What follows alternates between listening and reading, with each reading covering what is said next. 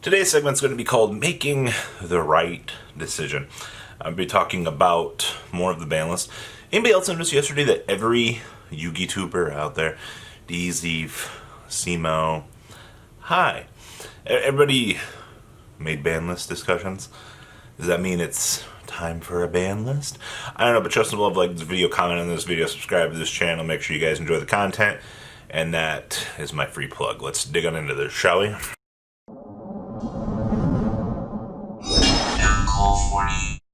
Alright, so I wanted to talk about more about some of the decisions that I see players making on their fake ban list predictions, and some of the right decisions. Now, the first one I want to talk about here is the Golden Lord versus Elixir of Scarlet Sanguine.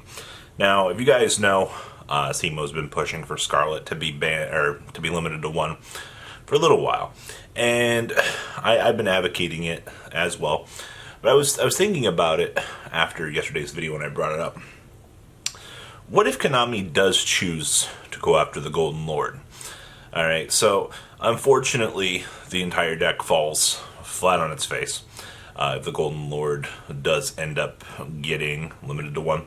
But in terms of future card design, there will more than likely be another monster that will eventually come out that will act as a supplement to the Golden Lord. So I guess when that happens, we'll probably see the Golden Lord limited, but I was thinking about this. So if we end up putting Golden Boy to 1, we basically fix the deck. And you don't see on camera for 500, me sneezing. So we basically, DD Crow comes in and goes, caw, caw, boop, and then flies away with the Golden Lord. Alright, now unfortunately, you kind of kill the deck at that point. But Konami's done far worse things to decks like Sky Striker, you know, leaving them as a former shell of themselves, but they were still intact. And I almost feel like one Golden Lord might be the way to go. And then it almost feels like the way the deck was supposed to be played, as an engine, say it with me, engine, okay? Because they want you to play other zombie cards with it. The deck has fantastic synergy with Zombie World, you know, the Rivalry Lock. All of the spells and traps include the effect to special summon something else if you have the Golden Lord set up. It just so happens that we've been abusing it as an engine this entire time. Because, you know, summoning multiple Golden Lords is insane. Free real estate, as we like to say around here. So the only other option that I could see as of making this video, and it could make sense, was there's a slight possibility that I could see Konami going after Conquistador.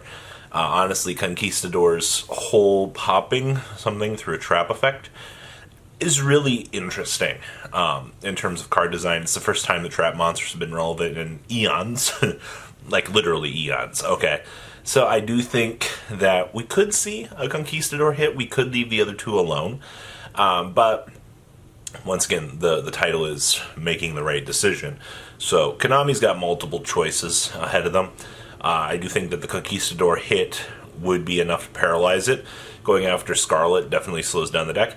And then putting the Golden Lord to 1 effectively literally slows down the engine. You make it, depends on the level of fragility that you want to give to the deck, and it depends on what aspect you are considering to be the most detrimental to the metagame based on these three choices. So it's the interesting thing about R&D. There's always multiple cards that they can access and analyze. It just depends on which path that they themselves want to go down based on the metagame. Okay? Now, second thing I want to talk about here, Jet Synchron versus Halifabrax.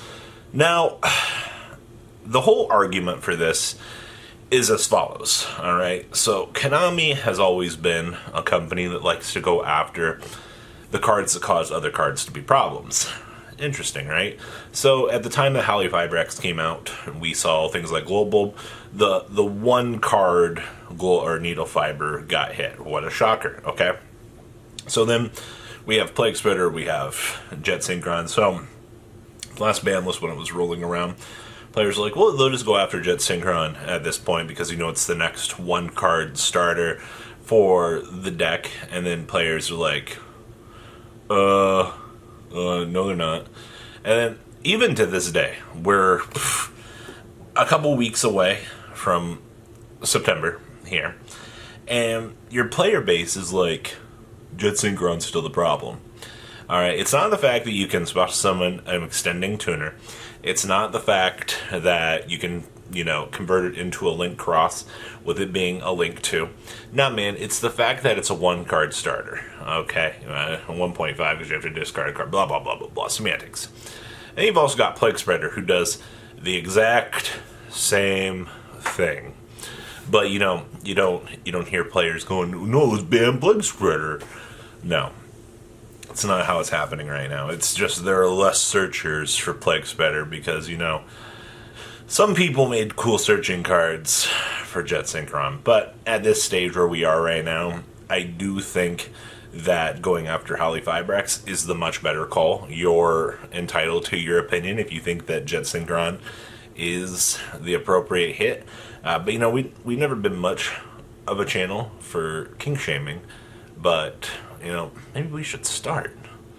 Alright, so I found that interesting that we're literally this close to September. You've had 4 to 5 months watching YouTube, watching competitive events at this stage for online, and you still think that Jet Synchron's the problem.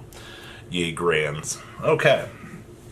Now, Simo yesterday made a point about Borreload Savage Dragon and how Konami could effectively ban the card. And I've been sitting here eating my crayons all night going, Borreload Savage ban. I'm like, wait a minute. It was once I got to the purple one that I realized that they're not going to do that. And you're like, what? What do you mean they're not? Okay, so hard things to swallow for 500. Borreload Savage has been around for a very long time. Borreload Savage puts up 1 negate per turn. Alright. Well, it's your fault for misplaying if you're attempting to bait the negate during their turn, and then in your turn you're like, oh, they negated it. That's bad play on you. Okay, because, they get the multiple counters loaded up. Now, Borreload Savage's overall play will go down once we check Holly Fibrax or some of the other stuff. You can even go after Martial Metal Marcher, but we'll talk about that here in a second. I do think that Borreload Savage is in the same category as Apollosa. I know, that's really weird. It's 1 negate, alright? Most of the decks that were generating Borreload Savages before, this giant negation format that we had coming up here, the card is a 1 Omni Negate, was fine. Most players could play around it. It didn't seem like an issue. And as I'm making this video, yes, Borreload Savage has become more relevant in the current metagame, but that's only strictly because of how everything has been going. I think taking away the Universal Omni Negate might be a bad thing, at least for players. Like you want decks to have some sort of staples.